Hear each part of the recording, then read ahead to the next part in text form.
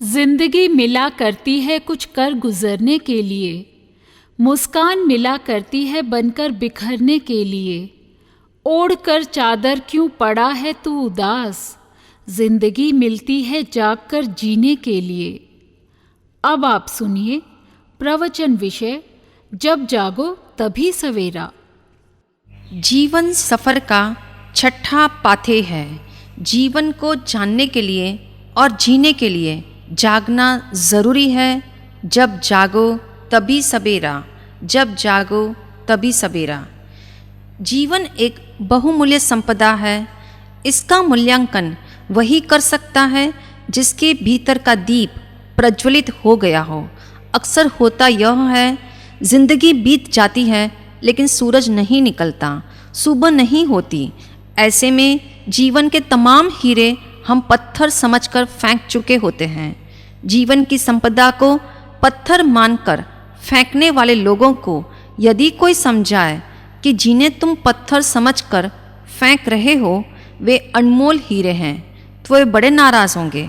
इसलिए नहीं कि जो बात कही गई है वह गलत है, बल्कि यह बात उन्हें स्मरण दिलाती है कि उन्होंने अब तक बहुत सी संपदा फेंक दी है।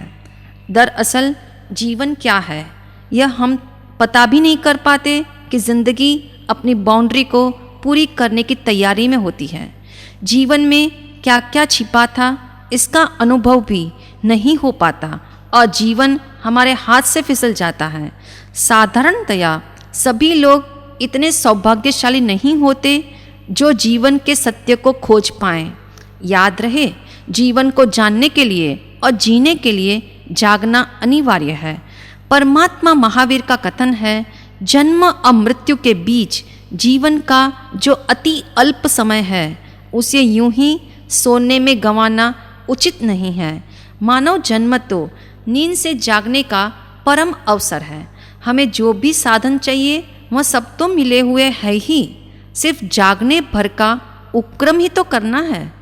यह भी ख्याल में रहे, जागने के लिए कोई विशेष उपक्रम की भी जरूरत नहीं है, सिर्फ द्वार को खोलना है। बाहर सूरज मौजूद है, केवल भीतर के द्वार खोलने का श्रम कर लेना है। रोशनी उपलब्ध है, मात्र स्वयं की आंखों को खोलना है। आंखें स्वयं की चाहिए, दूसरों की आंखों के सहारे जीवन नहीं गुजारा जा सकता। शास्त्रकारों ने बड़ा सुंदर रूपक आत्मचेतना को जगाने के लिए प्रस्तुत किया है। एक व्यक्ति जिसकी आंखें नहीं है, वह अंधा व्यक्ति अपने परिवार के साथ रहता है। उसका बेटा कहता है, आप अपनी आंखों की चिकित्सा करवा लीजिए ताकि आप देख सकें। वह अंधा व्यक्ति बोला, मुझे रोशनी की ज़रूरत कहाँ है? तुम मेरी आंखें हो, मेरी पत्नी, मेरी पुत्रवधू मेरी आंखें हैं। इतनी इतनी आंखें जहाँ मेरे पास हो, फिर मुझे आंखों की क्या ज़रूरत है? मैं तुम्हारी आंखों से ही देख लूँगा, मेरा जीवन गुजर जाएगा। पुत्र ने खूब समझाया लेकिन वह नहीं माना। वह सोचता था कि मुझे अपनी आंखों की आवश्यकता ही क्या है। उसके मन में यह बात बैठ गई थी कि इन सब की आंखों से मेरा काम पूरा हो जाएगा। शास्त्र में बताया गया है कि उसी घर में एक दिन आग लग गई। घर के सभी सदस्य अपने आप को बचाने के लिए दौड़ पड़े। किसी को भी दूसरे की चिंता न थी।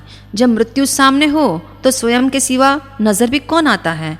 वह अंधा व्यक्ति वहीं बैठा रह गया। बड़ी आवाज़ लगाई पर कोई भी उसकी रक्षा नहीं कर सका। वह बूढ़ा व्यक्ति वहीं पर आग में जलकर समाप्त हो गया।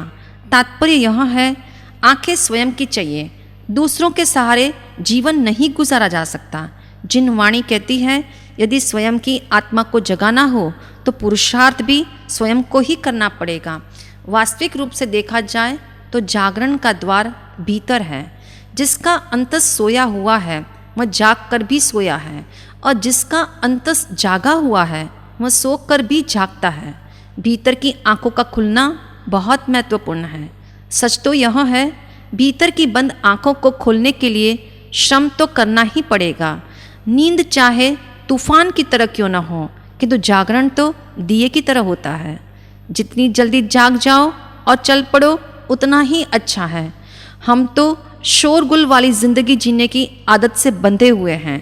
ठीक इसी तरह जैसे एक आदमी रेलवे स्टेशन पर रहता हो तो उसे ट्रेन के शोरगुल को सहने की आदत पड़ जाती है। ख्याल रहे, जागना कोई मंत्र नहीं है कि आप जागना जागना रटते रहेंगे और आप जाग जाएंगे। जागना तो जीवन की ऐसी विधि है जिसमें मात्र भीतर के द्वारों को खोलना है। यदि जागना है तो जागे हुए व्यक्ति का साथ चाहिए। जैसे संगीत सीखना हो तो किसी ऐसे संगीतज्ञ का साथ चाहिए जिसके हाथ सधे हुए हो। जागृत व्यक्ति का एक वचन भी जागृति ला सकता है। एक वचन सुनकर ही वाल्मीकि लुटेरा जागा था और एक वचन सुनकर धन्ना और शालिभद्र ने गृहवास का त्याग किया था। महाराष्ट्र के संत एकनाथ के जीवन की घटना है। संत बनने से पूर्व एकनाथ एक मंदिर के साधारण पुजारी थे। उनकी दिनचर्या का क्रम ऐसा था कि प्रातः उठकर सबसे पहले मंदिर की सफाई करना, पूजा करना और सायंकाल की आरती के बाद सारा हिसाब किताब महंत जी को दिखाकर मंदिर के द्वार को बंद कर देना। एक बार रात्रि के समय एकनाथ जब हिसाब करने के लिए बैठे तो बड़े परेशान हो गए, क्योंकि उनके हिसाब में एक पाई की गड़बड़ हो रही थी। उन्होंने अपने दिमाग पर जोर डालकर खूब सोचा, परंतु हिसाब नहीं मिल सका। निरंतर 3 दिन और 3 रात्रि उनकी इसी उधेड़बुन में बीत गई। आखिर चौथे दिन सुबह सहसा उन्हें एक पाई का हिसाब मिल गया तो वे खुशी से झूम उठे।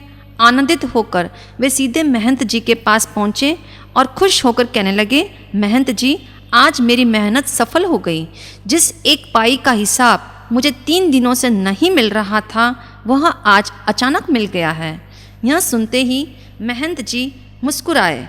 एकनाथ, एक पाई का बिगड़ा हिसाब मिल जाने से तुझे इतनी खुशी हुई है तो जन्म जन्म से बिगड़ी हुई तेरी आत्मा का हिसाब जब मिल जाएगा तो तेरा बेड़ा पार हो जाएगा।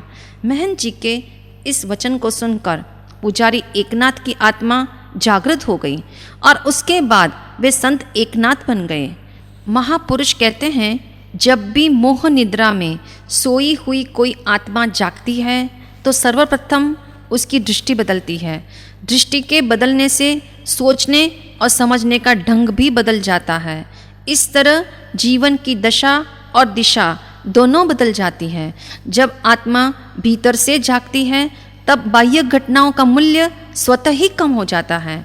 जैसे सांप अपनी कैंचुली को छोड़कर आगे सरक जाता है, वैसे ही जागृत आत्माएं बाहर से भीतर की ओर सरक जाती है।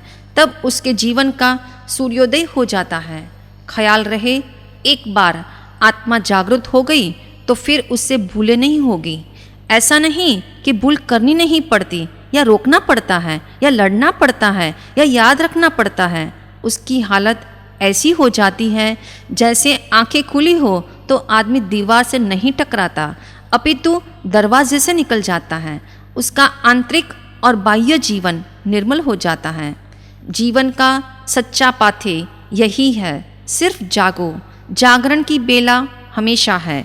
ऐसा कोई क्षण नहीं जब हम जाग न सके, पलक न खोल सके। कवि की कुछ पंक्तियां हैं। भाई सूरज, जरा इस आदमी को जगाओ। भाई पवन, जरा इस आदमी को हिलाओ। यह जो सोया पड़ा है सपनों में खोया पड़ा है। भाई पंछी, इसके कानों पर चिल्लाओ। भाई चांद, जरा इस आदमी को वक्त पर जगाओ।